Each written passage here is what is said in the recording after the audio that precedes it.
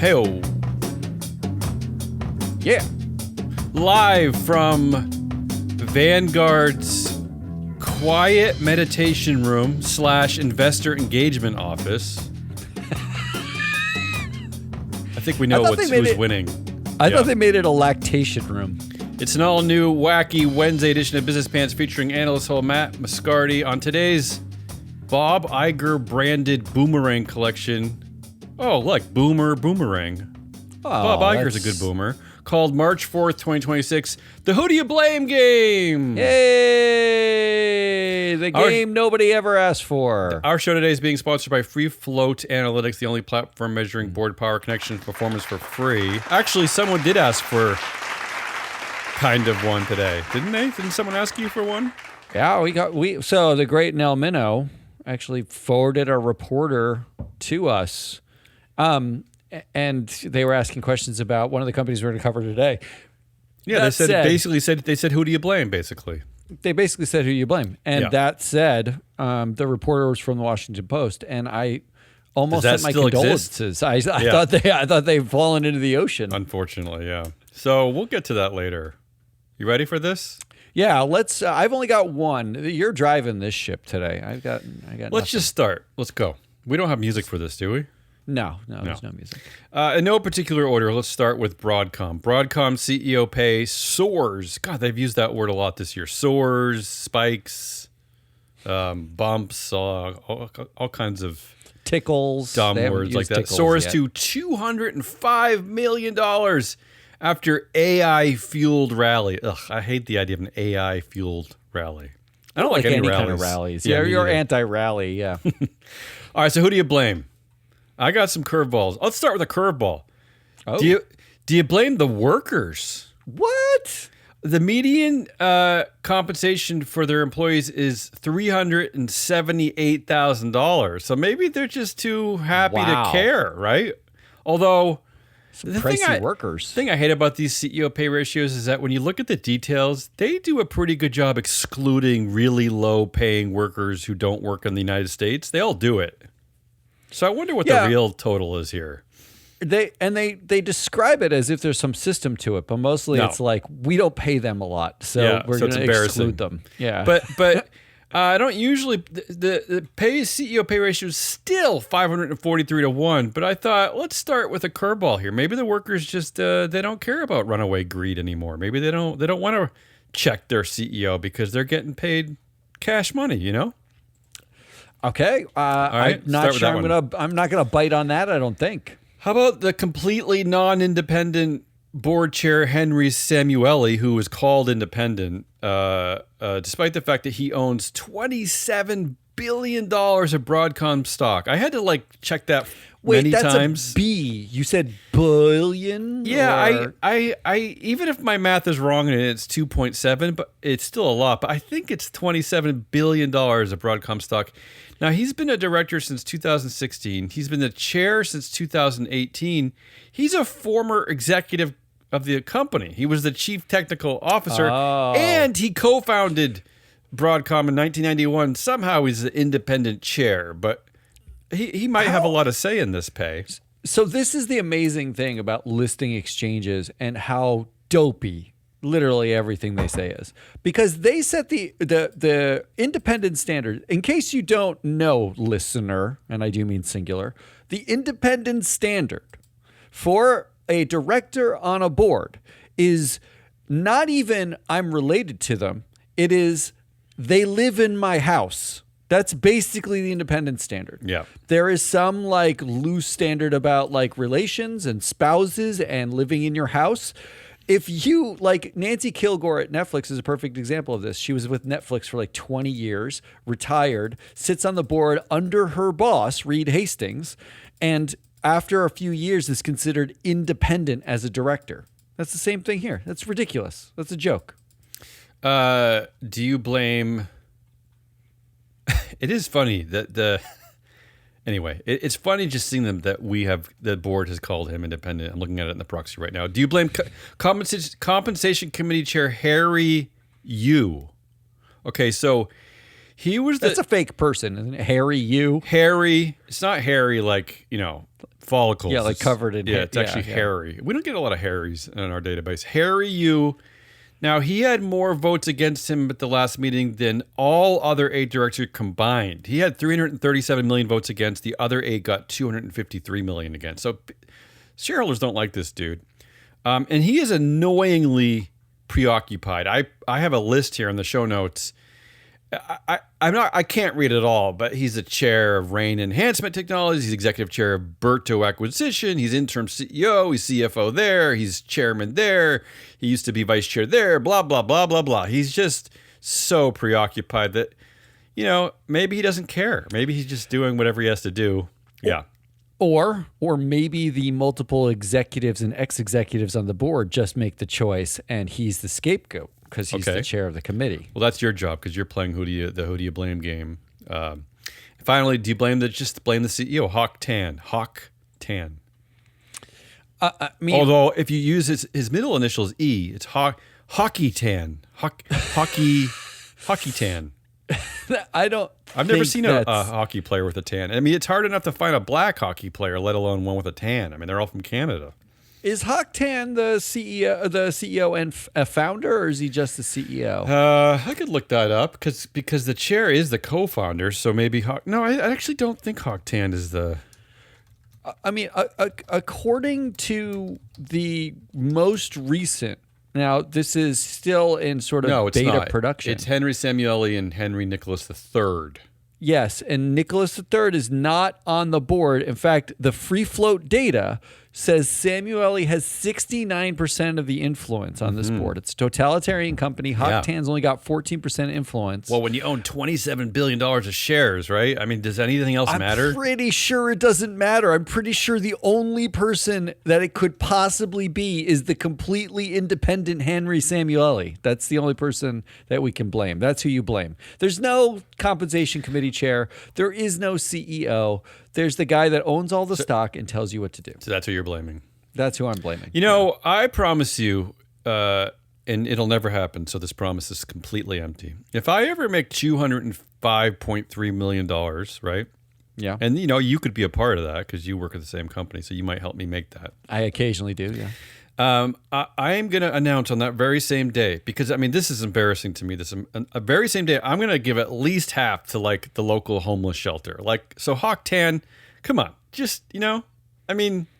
How are you supposed to pay for your AI, dog ear app? I'm just saying, why can't that be a cool part of the bro CEO manosphere? Like, why can't be an immediate chuckle of oh, I made that much? Like, I'm clearly going to give 90% of it to the homeless and the impoverished. That is that's crazy talk. Only 50% of Jeff Bezos's yacht. So I'm not sure that you're right about that. Let's move on to McDonald's. I don't know if you saw this viral video going around. McDonald's CEO awkwardly samples his company's new burger in viral video. First of all, can I just say how impressed with myself is that I actually can spell Chris Kempczinski's name without looking it up. That's how long I've been working at this dumb show. But this is Chris Kempczinski, who is always getting into trouble there at McDonald's. And did you see this video by any chance?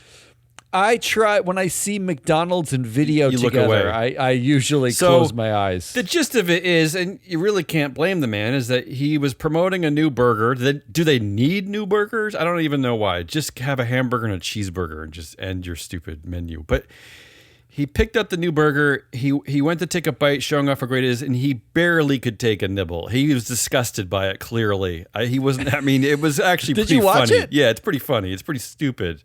So good going, CEO Chris Kempczinski. So who do you blame here? Do you blame the general disgusting food at McDonald's? Right? I mean, he's just basically telling you it's gross. So, and I have a few things that demonstrate this is nutritionally why it's so disgusting. There, hypersalinity. It contains up to 75% of daily sodium in one meal. Holy moly. Low moisture, giving it a plastic texture. Dough conditioners. They use like enzymes and monoglycerides to stay unnaturally soft.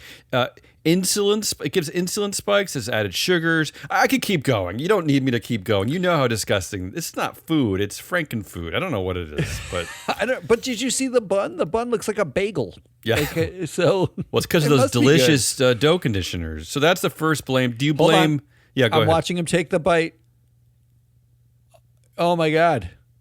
It's a nibble. First of all, not only is it a nibble, he when he holds it up and says, he holds it up at one point and says, "That's a big bite I took." You didn't take a big bite. If you have to say that, yeah, you didn't. Maybe take he's a a big vegan. bite. I mean, it's okay.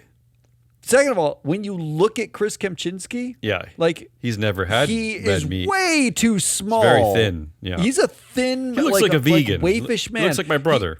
He also only took one bite. Yeah. Right? Like he holds it up like he's going to take a second bite and never takes the second bite. God bless him. That's where I'm at. I don't even get to the first bite, but yeah, God bless him. All right, the second, who do you blame? I'm unhappy that you showed me this video. The second, who do you blame on this one is just the general McDonald's, like, I don't know how to call this one, but their attack on society. Like, McDonald's leaves a bad taste in your mouth. There's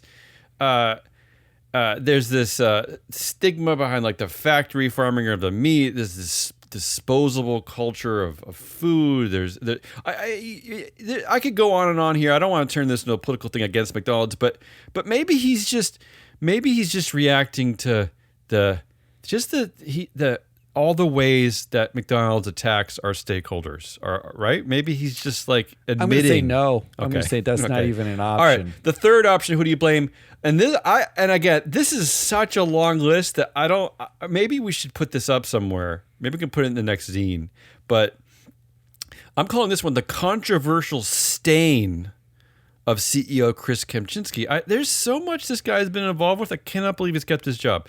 So first there was like the we talked about in 2021 the failed parent text where he basically blamed the parent. There was a shooting at one of the McDonald's and he said the parents failed those kids.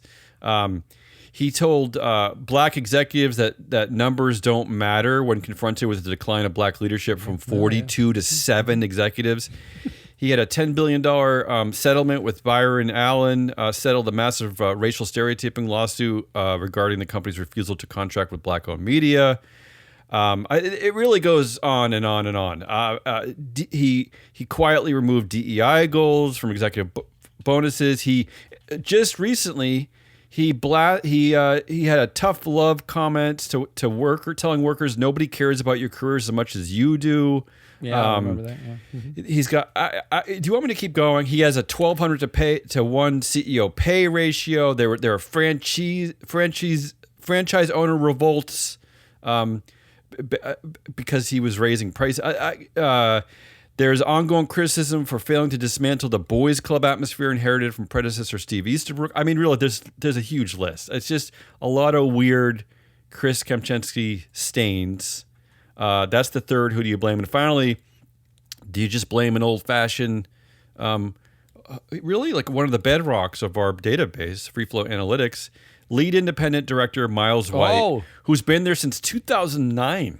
So really, maybe he's the architect of all this like bro culture and weird racist undertones and everything. Go ahead. Well, he's the ex-CEO of Abbott, right? Yes, he's a Chicago Mafia, right? Chicago Mafia. Like, I remember we did actually a presentation where his face was in the middle with all sorts of lines pointing out of it for connections he has.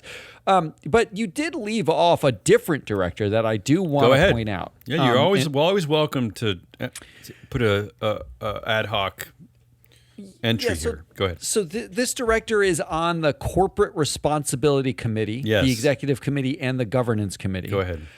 His name is Paul Walsh. Paul S. Walsh. Yeah. In our database, he is on 10 different boards, nonprofits, and publicly traded boards. Okay, well, he's busy. He's busy. He doesn't want to see his family.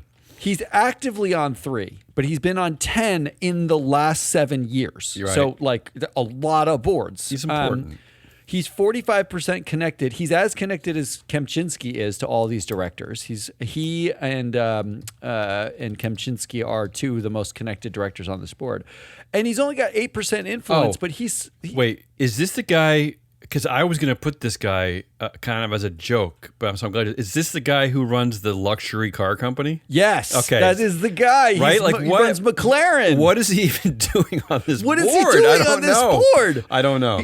I'm glad you mentioned him. He's the independent lead director at Vintage Wine Estates, too, a family winery. Like at McDonald's, I think of you drive vineyards a when I think of McLaren and McDonald's. you drink fancy wine? Yeah. What are you doing here?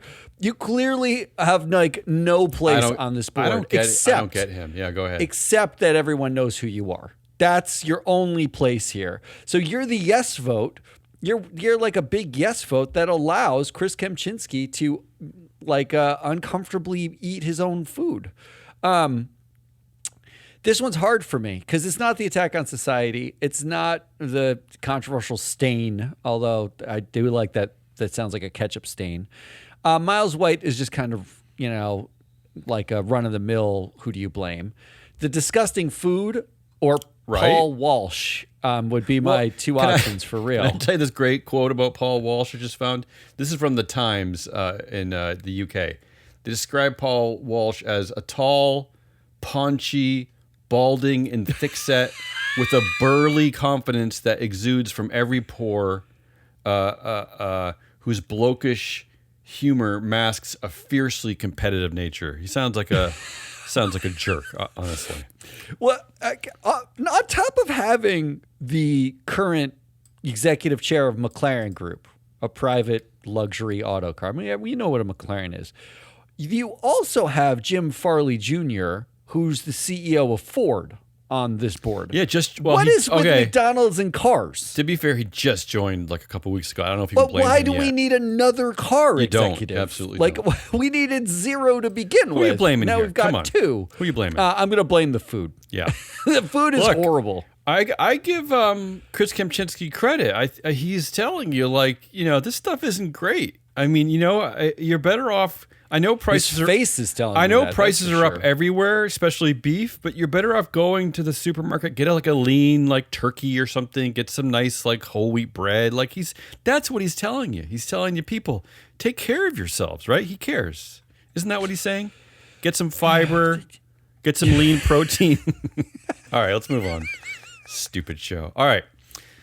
Jack Dorsey in the news.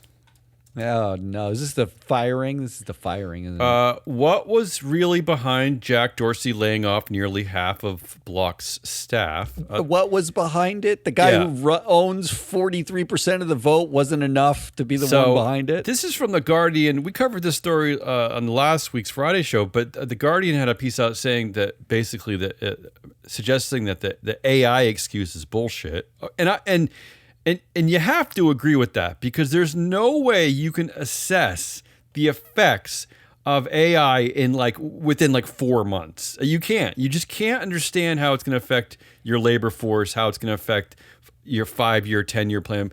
Anyway, they're suggesting it could be a weak crypto market and declining stock price because I guess Jack Dorsey has just dumped so much of Block's money into crypto. It's like these companies are becoming, they're like lunatics. They're run by lunatics. But anyway, who do you blame here?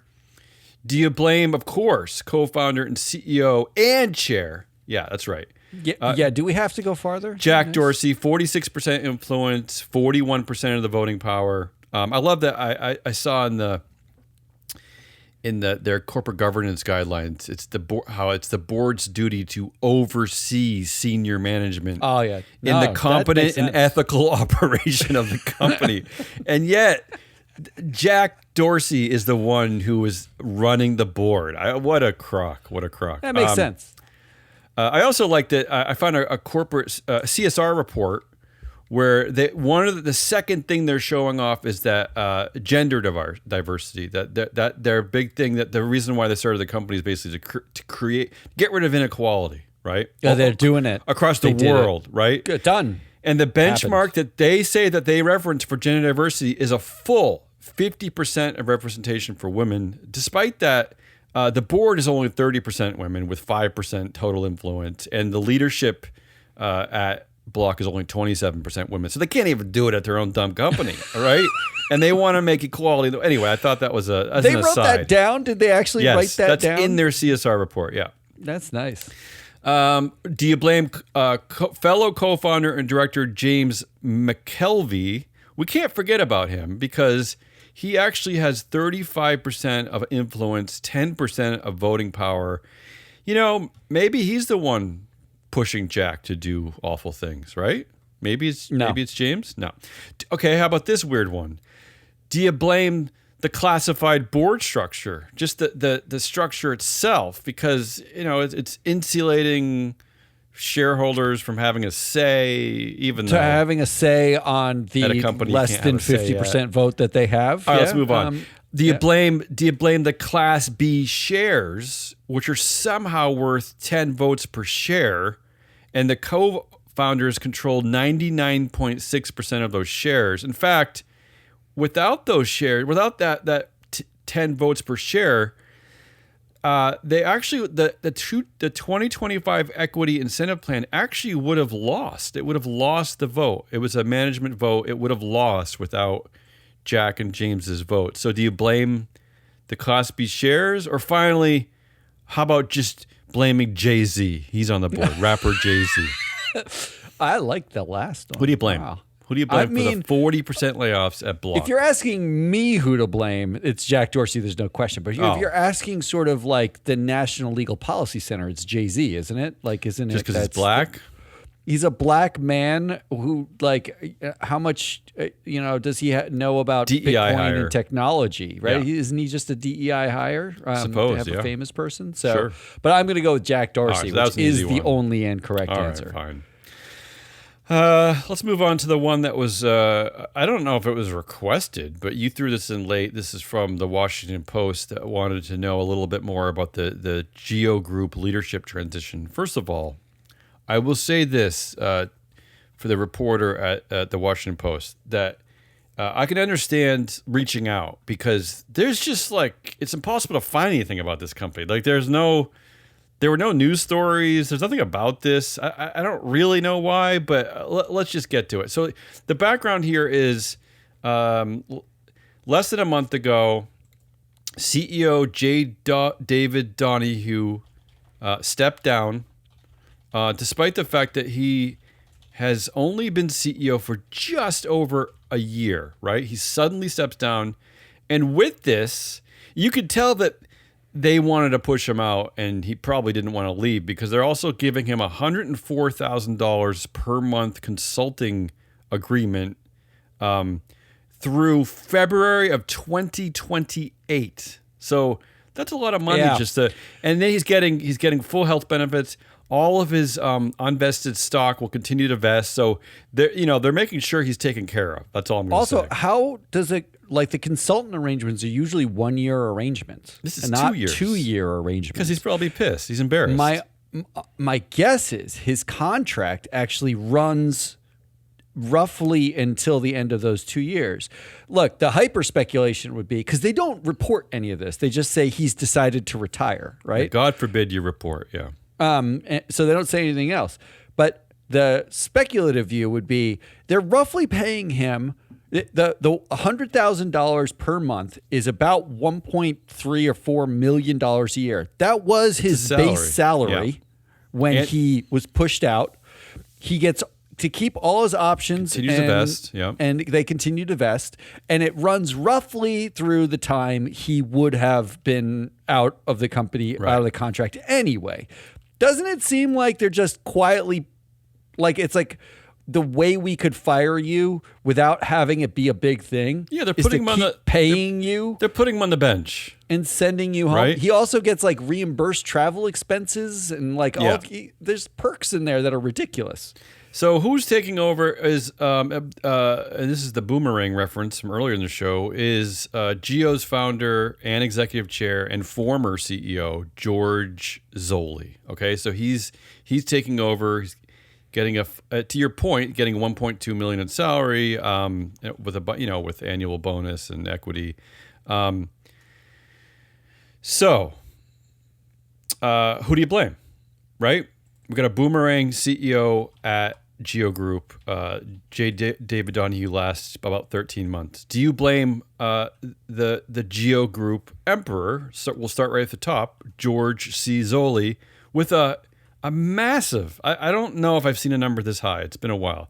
A massive 84% influence. 84% influence. That much. Not that high. Yeah. Again, he founded Geo in 1984. He's been chair. He's been executive chair. He's been CEO. He's been vice chair. He's been everything. He also he owns 3% of the stock. He importantly has a bit of a Trump bromance. So one of the Geo Group super PACs donated $1 million to the Trump campaign, and then they gave another $500,000 for the inauguration.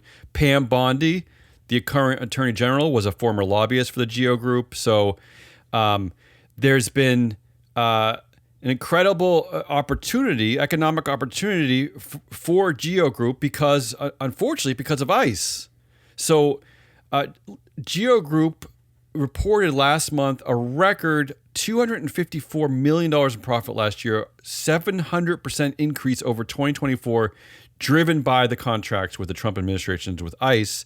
So maybe he just knows it's the right time to step back in, right? Maybe that's what he's like, oh man, there's money to be made here with the private prisons and the stock erased the gain. Their earnings are way up, but the stock erased the gains. So like, you bring back the song and dance man founder, the founder fetish, so you can pump up the stock price. Can play. Yeah. So listen to this horrible. Yeah. Right after the election in 2024, Zolli hailed the unprecedented opportunity of the incoming administration's mass deportation campaign. He said the Geo Group was built for this unique moment in our company's and country's history and the opportunity that it will bring. He beamed. That, according to the reporting, he beamed. I mean, can you imagine being so excited by? I mean, anyway. So first choice, George Zolli, right? The founder, the former CEO, the boomerang man, stepping back into place.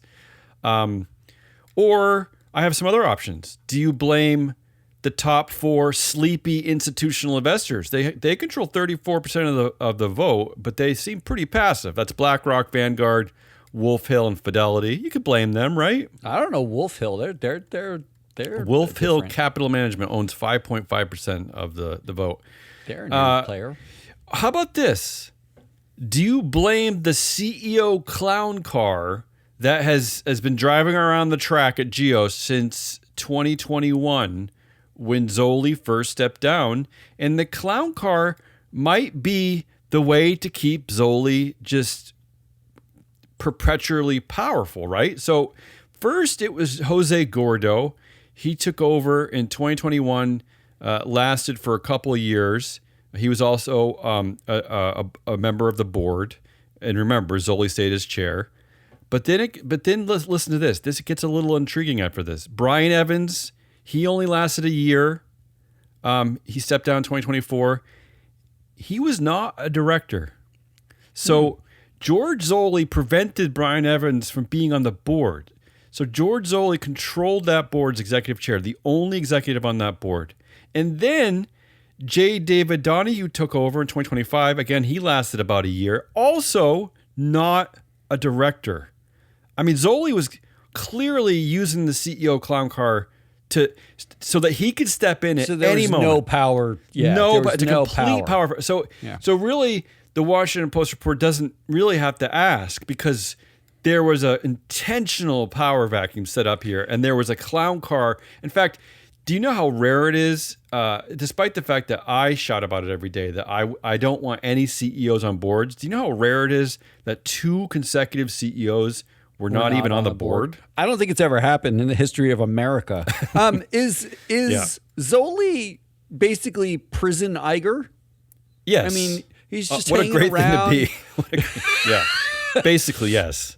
And then I have 2 more he could blame here. How about the intentionally incompetent compensation committee in charge of succession planning? Now, I tracked it back to 2021. I looked at the last 5 proxies. Another unusual pattern here is how often this this committee changes. Often they just kind of stay the same. But we've had 3 chairs since 2021. We've had rotating committee members. And listen to the most recent iteration of this committee. It is intentionally incompetent. Jack Brewer is the chair of this committee. You know what Jack Brewer is known for when it comes to, he's a football player. He's a former NFL football player. Also, there's Tom Bartsakis, fellow Greek Thomas Bartsakis. He is a cardiologist of all things. Yeah. Mm-hmm. And then you have Scott Kernan, who is an agency secretary of the California Department of Corrections and Rehabilitation. So it's like, what are these people doing? Who are these people? Right? They have a lot of experience handing out comp, though. I mean, come on. Zoli does everything he can to maintain power. Finally, I just thought I'd throw this in. You could also blame Geo Group has the weirdest lack of transparency that I think I've ever seen. It's even more than Berkshire Hathaway. It is maybe the only publicly traded company whose public website or investor's website does not list the management or board members at all. They don't tell you anything. Like even in the who we are, about us, nothing. There's just a and when you go to their management team page that used to exist, and it hasn't existed for years, it just says page not found with a emoticon of a frowning face, frowning face. So I got 5 choices there for you for Geo Group. I got founder George Zoli. I have sleepy institutional investors, CEO clown car, intentionally incompetent compensation committee, or their lack of transparency. What do you think? Where do you weigh in on this one? I mean, first of all, the compensation committee poll is interesting. The clown car is interesting, and the compensation committee is interesting. The compensation committee, all of them are massive Republican donors. Like even Jack Brewer, who they're either religious or there's something going on there. Jack Brewer, whose NFL career consisted of jumping from team to team from 2002 to 2006. Yeah. Like he was like, you have to be amazing to get into the NFL. Yeah. Congratulations. Still, it's a weird choice to chair the comp committee. You were undrafted and no one cared about you. Yeah. So, but he did go on to be Donald Trump's appointee as the commissioner on social status of black men and boys. Okay. And he was the chair of the America First Policy Institute. Wow. And he's a Fox News contributor and, all the stuff. So yeah, he's big in the Christian world too. He's got some Republican player. Yeah. And then you have Kernan, who is a Department of Corrections secretary. Those aren't exactly prison guy. Those aren't like I'm just going to generalize here. But there aren't like a lot of super progressive liberals who are like, let's go be the agency secretary for Department of Corrections. That's not super liberal. No. You do have a cardiologist though, and a fellow Greek. Does the fellow Greek matter? It does. Is there because you don't Greek see a lot stick together. Because you don't see a lot of Greeks in this world, and that Zoli and the cardiologist are both Greeks. It's got to mean something. I'm sorry, it's something. Zoli was born in Greece. I think it's more. Isn't it more? I'm half Greek, so I can say this. By the way, I'm not being racist to Greeks. Aren't you though? Is there racist to Greeks? I don't know. Isn't it more that the cardiologist is in Boca Raton, Florida? Isn't that the the bigger? Yeah. Man, but good choices here. I didn't think I'd get such good choices here, but. I don't know where you're going to land on this one. The CEO clown car is fascinating. I am fascinated by the fact that he intentionally prevented, first of all, one CEO per year is ridiculous, but that 2 of them were not even director. I mean, that's shenanigans right there. They never had a chance. Is it more shenanigans than the fact that the cardiologist is the head of the Florida's Greek church, and they bestowed upon Trump the title of that their church gave Trump the title of patriarchate. Okay. Just in November. So the Greek Orthodox Church in America is known to be pretty conservative. It's pretty conservative. But there is no answer. It's just Zoli. I mean, I don't even know. I try to get you. Come on. It's not even. There's no fun answer that actually I can go with. Like, but this is even really worse than Bob Chapek, right? This is even worse. Like I think Bob. Way worse. I think Bob had a little bit of a chance. These guys never had a chance. Never, ever. Like so Zoli owns 3.1% through various entities of the shares, which means this is a one class, one share, one vote company. Absolutely. With BlackRock and Vanguard that own 22%, 23% together. This is like a not okay situation to allow the founder to, like, an executive chair to call every shot with no transparency. The fact that there literally isn't even a web page. Yeah. There's a web page, but nothing about the people who run the company. What is that? What is that? Yeah, it's especially scary given what the company does. I mean, this isn't stupid Disney making like mouse videos, ICE right? Detention center, the private this is ICE scary detention stuff. Center management. Yeah. All right, so you're picking Zoli. 84% influence. Good for him. And my last one for the day is the story is Sam Altman is realizing he made a gigantic mistake. So, is it existing? Yeah, so he does this all the time. I know. You're right. This happened over the weekend. We haven't had a chance to cover this. Anthropic, right?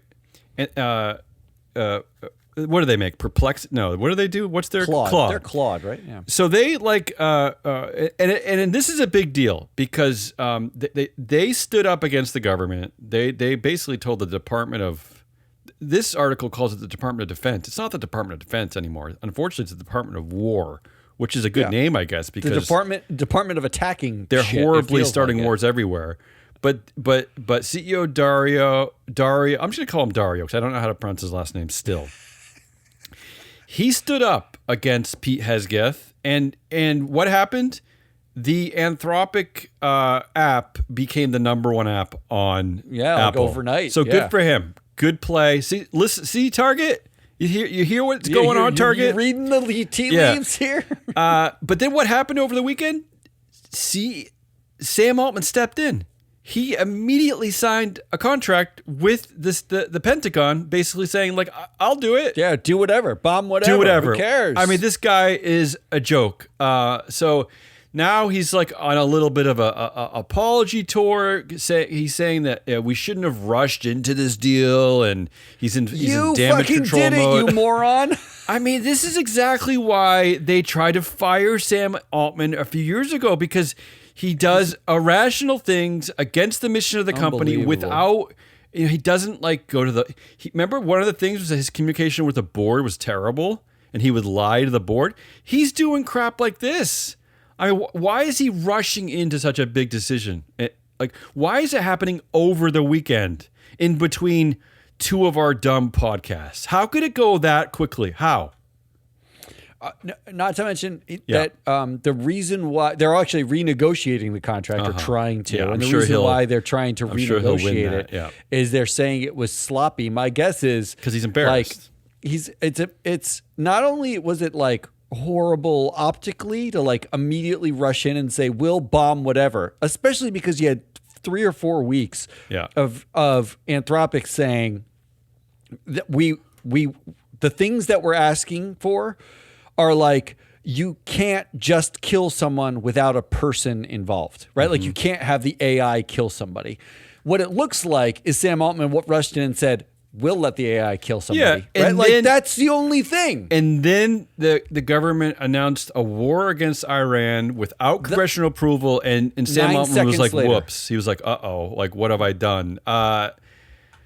So who do you blame? I have Sam Altman. Yeah. Okay. That's all I had. That's it. That's it. I didn't have any. That's all there. I couldn't. I tried. I couldn't. You could blame Anthropic. I couldn't. If you want to extend this game, go ahead. No, it's Sam Altman. It's Sam Altman. That's right? it. That's it. I mean, what are we doing here? Yeah. Speaking of war with Iran, I have one extra for you. Why do we have to? Yeah. because we haven't talked about the fact that we are currently at war with Iran for reasons that are unclear to anybody, including the people who are at war with Iran. The reasons are well, they're twofold. It is obviously some kind of ongoing like religious, I don't know, war, some kind of right. I mean, this. I guess we're a Christian nation now. Well, this is what Bush was doing. This is what George W. Bush used to do, and it used to be some kind of like a religious thing. But at least he spent time saying weapons of mass destruction for months beforehand. He actually created a case that Congress voted on. Case, yeah. Come on. But also, it's Epstein file cover. Isn't that more important? I mean, he's distracting from the Epstein files. Is it not? This is the most expensive Epstein file cover ever. Like, they already redacted everything. Yeah. And literally, like, this is costing over $1 billion a day for the U.S. to bomb another country, kill them, and create terrorists. Unfortunately. Like that's a lot of, that's expensive cloud cover. I want a bare minimum of something. I want the administration to gaslight me before something happens. At least take the time to gaslight me. Now you're not even doing that. Like, try to fake me out. All right, but here is the way I frame this. This is a businessman baby, and I'm using loosely because Trump? He actually wasn't that. He wasn't that good at business. He's running the country. TV personnel. He was good at playing a CEO on TV shows. He's a transactional dude. Everything's a transactional approach. And including trading young girls with Epstein, right? Like, let's be clear, everything's a transaction. Yeah. So, and he's now led us into a war for imaginary reasons. So, who do you blame for this war? And I want to make this. You have to recognize this is actually something that we've talked about before. There's a law professor at Brooklyn Law that we've talked to about this. Mm-hmm. It's the corporate structure being applied to federal government. Absolutely. Right? Yeah. Their parallels, unfortunately, are the same these days. They're exactly the same. It is like the CEO is emperor. The CEO is emperor. Yeah. Making all the choices. The board is basically there to, like placate the, some investors. Yeah, because being an emperor does not connote a democracy. It's not a democracy, right? So who do you blame if we look at the U.S. government and these decisions to go to war with Iran? Go ahead. Do you blame the founder fetish? Oh. It's the president CEO. There's just a huge part of the company and a lot of, Congress and investors and whatever have founder fetish. It is something that has struck me for many years since learning in fourth grade about the three branches of government. And you're right, this does apply to our world here that we try to tell people about. It's supposed to be, those three branches are supposed to represent a balanced approach, right? Checks and balances, executive, legislative, judicial. They say that all the time, checks and balances, yeah. And since the first president I remember is Reagan, and since those days, we do put a huge fetish on that branch. I don't know if it I don't know if it always used to be that way. I'm thinking it didn't, but maybe they like George Washington, maybe they kissed his butt, But really, it was like since Reagan, it's become like a popularity, or maybe it was John Kennedy. I don't know. But to your point, we do have a little bit too much of that in this country. A lot of founder fetish. Yeah. Do we blame the sycophantic board, Congress in this case? By sycophantic, do you mean that they're not doing their jobs as providing oversight, providing a checks? What they are is a gaslight of oversight, right? Like, especially the current Congress. Is they literally are a blank check. They're rubber stamping everything, but they are supposed to represent like a due diligence and a process and making sure we don't get in over our skis and we don't overspend. And that's the board's primary, what the board functions as is they pay the CEO, they hire and fire the CEO, and they have a duty to make sure that the company as an asset is protected for the people they represent, which are investors. Right. In this case, Congress, their job is to hold the CEO, the president, accountable. They are to make decisions about the purse. Yes, spend money this way. No, don't spend it that way. And they are supposed to be accountable to the people who elect them, like the voters. So, but at this point, they don't do that at all. No. They are every board. They have the same founder fetish. Every board in America. Yeah, they look the other way. They look the other way. They're almost just like they're just asleep at the wheel, really, unfortunately. In fact, They're not, because they meet all the time and they talk about stuff, but then they let the CEO do whatever they want, right? Like, and disturbingly in our current political climate, that when even one Republican, I know Thomas Massey in Kentucky has been speaking out against Trump. If even one member of the board says they go after this dude, but he's just doing his job, right? I mean, you're not supposed to have allegiance. Not supposed to be allegiance to the CEO. Dan Crenshaw, who is a member of Congress, just got primaried out, lost his primary because they said he had too much of an independent streak against Trump. That was a dude who literally spouted like conspiracy theories on the regular. He's not enough of a loyalist. Right. Like that's how crazy it is. And this guy is a former Navy SEAL, so you'd think you'd want his input. I mean, most of the Republicans of any time, right? Never even sniffed military service. But anyway, okay, so you got founder fetish, sycophantic boards. What's next? Investors. Oh, the voters. The voters are the investors. Well, this is a tough one. Yeah. They have all the same founder fetish. They are happy to. They don't know the names of who's supposed to hold you accountable. They don't know the process. They don't really care. But let's not forget, a short-term popularity contest. But one thing you should have added in here as addendum to that is the Electoral College often acts like a dual-class share voting system because Trump lost the popular vote to Hillary Clinton the first time. Bush lost the popular vote to Gore the first time. So there is a kind of a dual class shares thing going on, right? Sometimes the popular vote does not get listened to in this country. This is true. Which is true. We never would have had Trump in the first place. But I hear your point, voter. What's the fourth one? Finally, China. Which is the same because we blame China. Every board comes out and says, like, we got to compete with China. That's what everyone's saying all the time. I still don't understand.